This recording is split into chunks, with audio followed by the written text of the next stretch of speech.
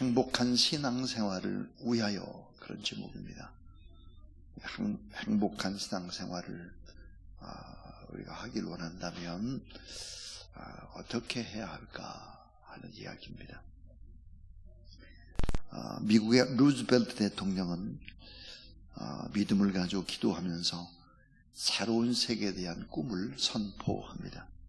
제32대 대통령으로 제2차 세계대전 발생 때인 1933년부터 1945년까지 대통령을 역임을 했는데 역사상의 위대한 대통령이었습니다. 그 당시 미국은 경제가 붕괴가 되고 뉴딜 정책을 세워서 미국을 회복해보려고 부단히 애를 쓴 그런 대통령이기도 합니다. 그 당시 100만 명 이상의 미국인이 실직 상태에 빠지고 전쟁 중인 1941년 6월에 꼭 미국에서 실현해야 될 4가지의 자유를 선포합니다. 루즈벨트 대통령이 선포한 4가지의 자유, 그 첫 번째가 언론의 자유, 두 번째는 종교의 자유, 세 번째는 가난과 질병으로부터의 자유, 그 다음에 마지막은 두려움과 공포로부터의 자유, 그랬습니다. 자, 언론의 자유, 종교의 자유, 가난과 질병으로부터의 자유, 두려움과 공포로부터의 자유, 이 같은 4가지의 자유를 선포했을 때 유명한 신학자 한 분이 이렇게 말을 했습니다.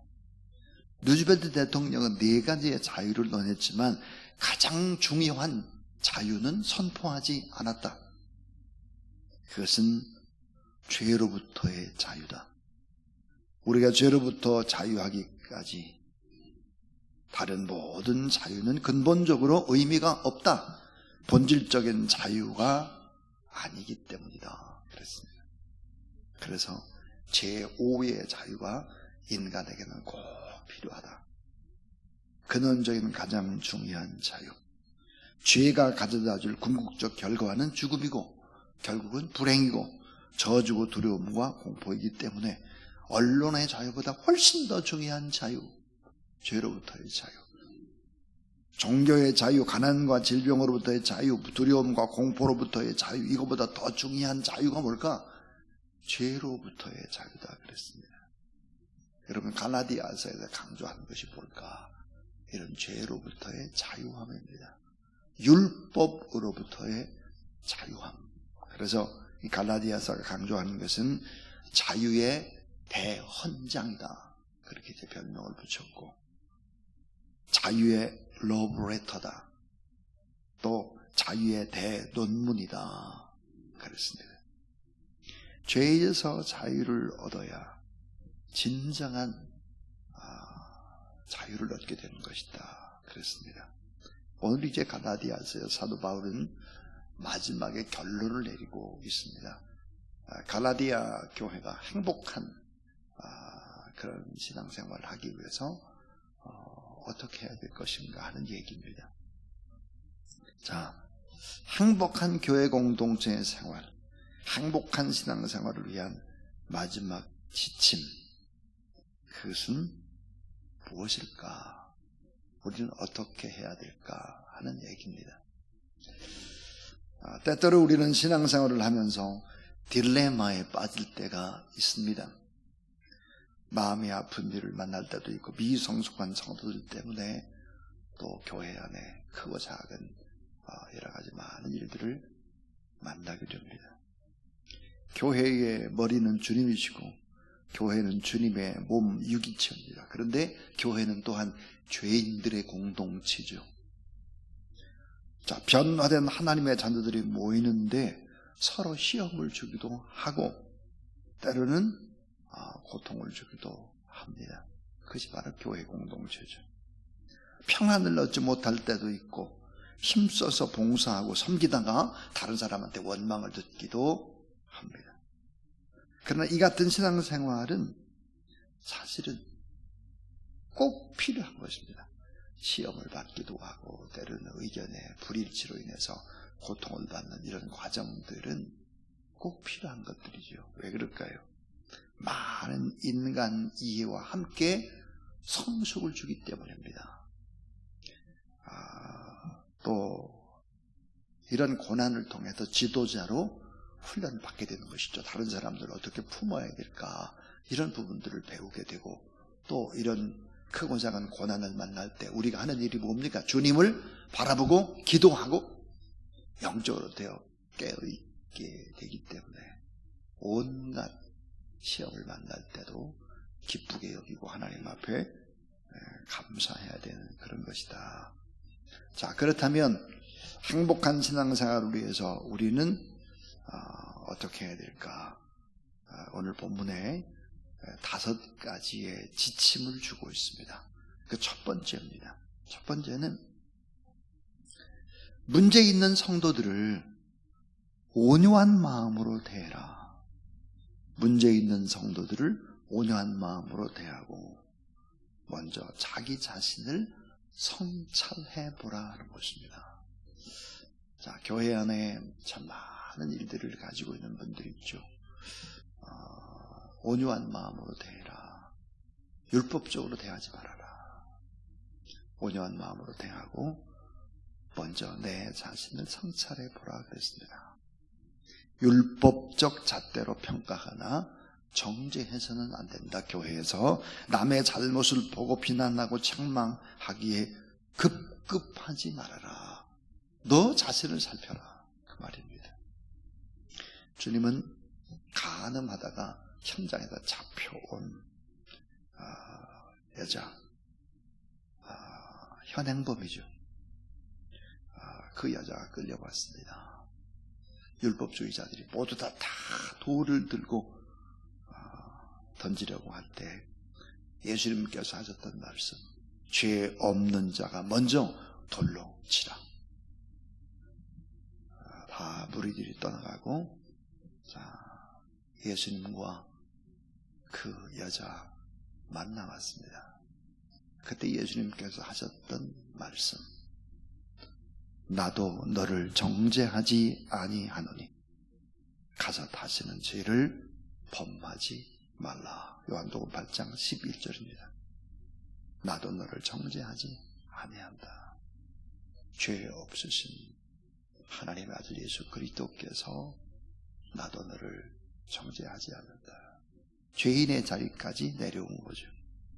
가서 다시는 죄를 범하지 말라. 다른 사람의 잘못을 자기 행동의 거울로 삼으라. 비난하고 지적하고 따지고 막 법적으로 어쩌니 저쩌니 교회 안에서 그렇게 하지 말아라.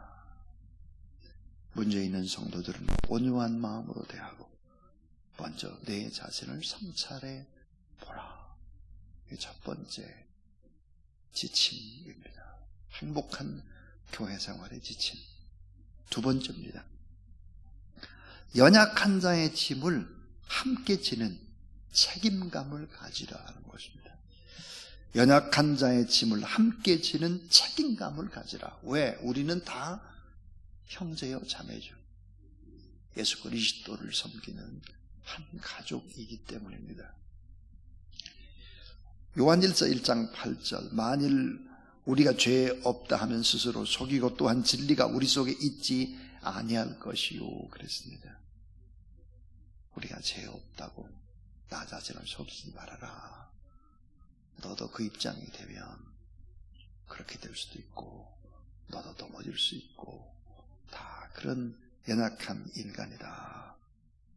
그러므로 어떻게 될까?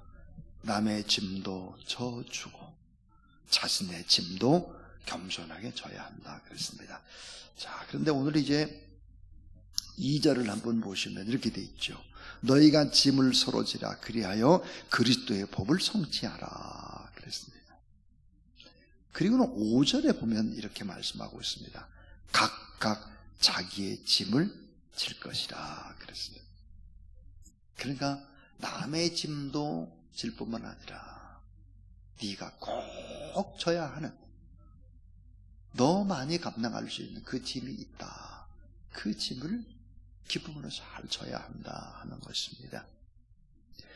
자, 성도에게 누구나 다 자신만이 져야 하는 짐이 있다. 다른 사람이 져줄 수 없는, 나만이 져야 되는 짐이 있다고 성경은 얘기하고 있습니다. 각자의 믿음에 맞게 주님이 짐을 주었습니다. 예수 그리스도를 믿는 자는 각자의 짐이 있죠. 우리를 너희는 세상의 빛이다, 나는 세상의 소금이다 그랬습니다. 그리고 빛의 자녀처럼 그렇게 행하라. 그러기 위해서는 짐을 져야 되는 거죠. 자, 예를 들어서 직분에 따르는 짐이 있습니다. 이 시대에 목회자가 져야 될 짐이 있고, 장로님들이 져야 될 짐이 있고, 권사님들이 져야 될 짐이 있고, 지부장님들, 교사들 다 져야 될 짐들이 각각 다릅니다. 근데 꼭 져야 된다는 거예요. 꼭. 그래서 형편에 따라, 직분에 따라 맡겨주신 그 귀한 짐은 기쁨으로 지라 하는 것입니다. 연약한 자의 짐을 함께 지는 책임감을 가지라. 이게 이제 두 번째 행복한 신앙생활을 위한 지침입니다. 세 번째입니다. 세 번째는 말씀을 배우는 자는, 가르치는 자와 모든 좋은 것을 함께 하라 그랬습니다.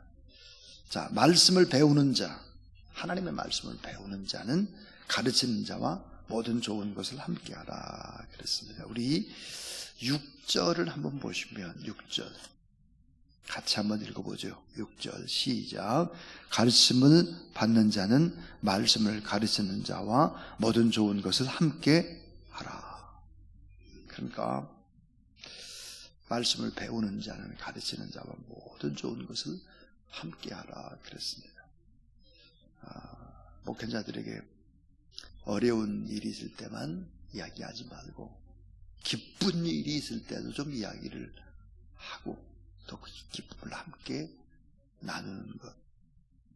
그래서 서로의 필요를 채워줘야 합니다. 목회자들은 성도들에게 신령한 영의 양식을 먹이고, 또 성도들을 위해서 뜨겁게 중보기도 해드리고 축복하고, 이런 일은 목회자의 몫이라면, 성도들은 세상에서 필요한 목회자의 여러 가지 문제들을 채워줘야 한다 하는 것입니다. 그래서 서로의 필요를 채워줘라 하는 것이죠. 자, 네 번째는 만고불변의 법칙. 만고불변의 법칙을 기억하라. 여러분, 만고불변의 법칙이 뭘까요? 심는 대로 거둔다는 것입니다. 심는 대로 거둔다. 오늘 7절이에요. 자, 심는 대로 거두는 진리. 자, 우리는 잘 압니다. 콩 심은 데 콩 나고 팥 심은 데 팥 난다, 뭐 이런 거 잘 알죠. 그런데 여러분, 신앙생활에도 정말 심은 대로 거두는 진리, 이게 정말 진짜일까 하는 거예요. 진짜죠.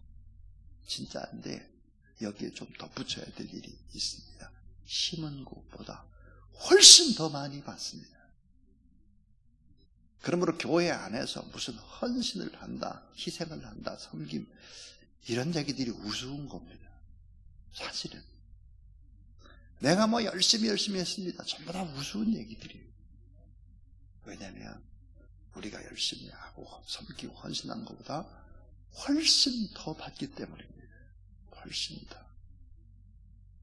심는데도 거두는 것이 아니라 심은 것보다 훨씬 더 많은 복을 우리가 받아요. 그래서 때 30배, 60배, 100배 그러잖아요. 30배, 60배, 100배. 또 신명기 1장에 보니까 1000배 막 그럽니다. 들어가도 복을 받고 나가도 복을 받고, 하늘의 복을 열어주시고 때를 따라 또 태의 문을 열어주시고 복 주시고, 뭐 모든 분들, 신명기 28장 1절부터 14절에 보니까 우리가 받게 되는 복에 관한 얘기들이 쭉 있습니다. 모든 일에 복을 주신다는 거예요. 모든 일에. 생각해보면 그래요. 오늘 여러분이 돌아보면 여러분이 심고 행한 것, 그것이 그대로 싹이 났다면 어떻게 될까요? 좋은 것만 하나님이 기억하시고 복되게 인도하는 거죠. 그러니까 심는 대로 거두는 진리 맞습니다. 그런데 우리는 더 거두죠. 더 복을 받죠. 만고불변의 법칙입니다. 이거 꼭 기억을 해야 한다 하는 것입니다. 그 다음에 이제 마지막 5번째 지침은 끝까지 인내하면서 선행의 씨를 계속 심으라. 참 중요한 것이 인내하는 것입니다. 참고 견디는 거예요. 팔랑팔랑한 교인들, 여기 조금 있다 저기 조금 있다 계속 돌아다니고 신앙이 자라나질 않아요. 신앙이 결코 교회가 하나님의 나라가 아닙니다. 대동소이하죠. 그러니까 이겨내야 되는 거, 무슨 일이 있어도 견뎌내야 돼요. 직장 생활도 마찬가지고 모든 일들이 다 마찬가지죠. 끝까지 인내하면서 선행의 씨를 계속 심으라는 거예요. 계속해서. 우리 한번 9절 보겠습니다. 9절 같이 한번 9절을 읽죠. 자, 시작.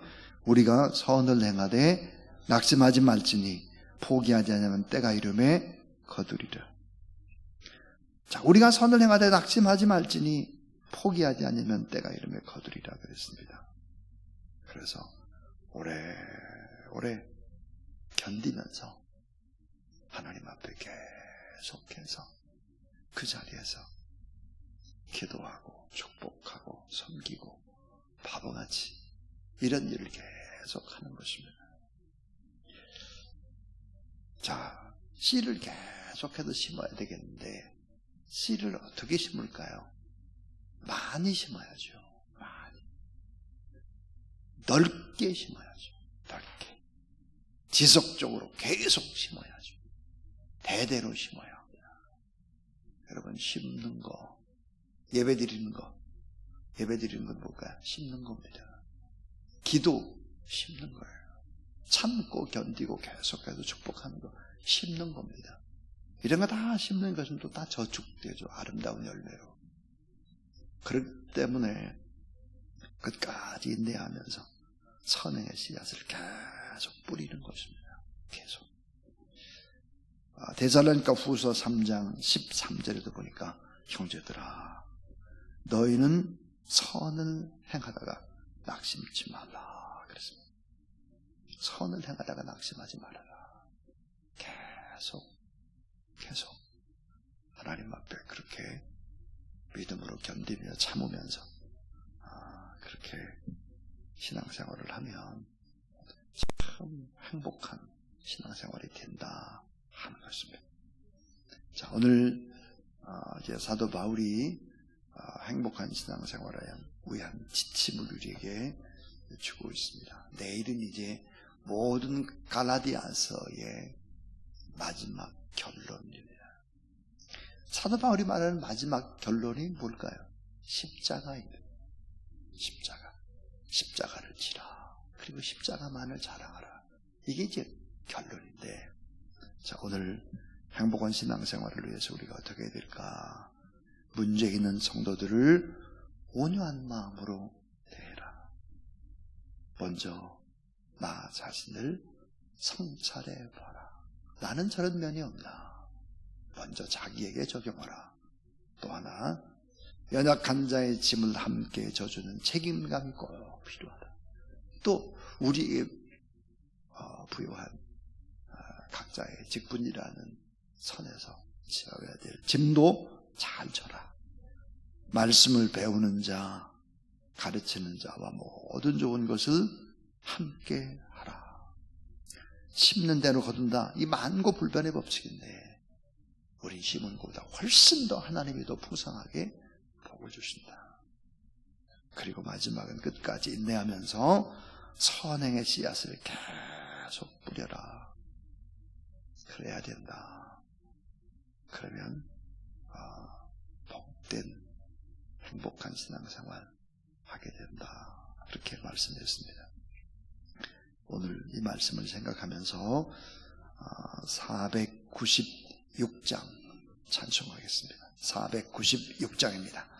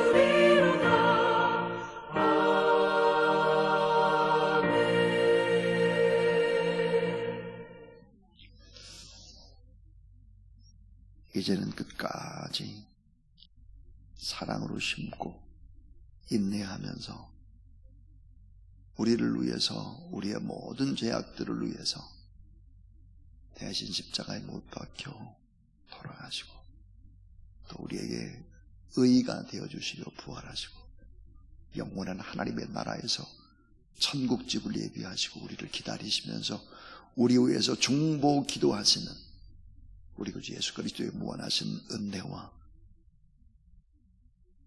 놀라우신 우리 하나님 아버지의 사랑과 보혜사 성령 하나님의 힘주심의 역사하심, 또 오늘 이 새벽도 하나님 앞에 믿음으로 나와서 중보 기도하고 축복하고 우리 스스로를 돌아보며 회개하고 그렇게 또 한 날을 살기를 원하는 귀한 종들 머리 위에 가정과 또 삶의 자리와 일터 위에 나라와 민족 위에 이제부터 영원토록 함께 하옵시기를 간절히 축원하옵나이다. 아멘.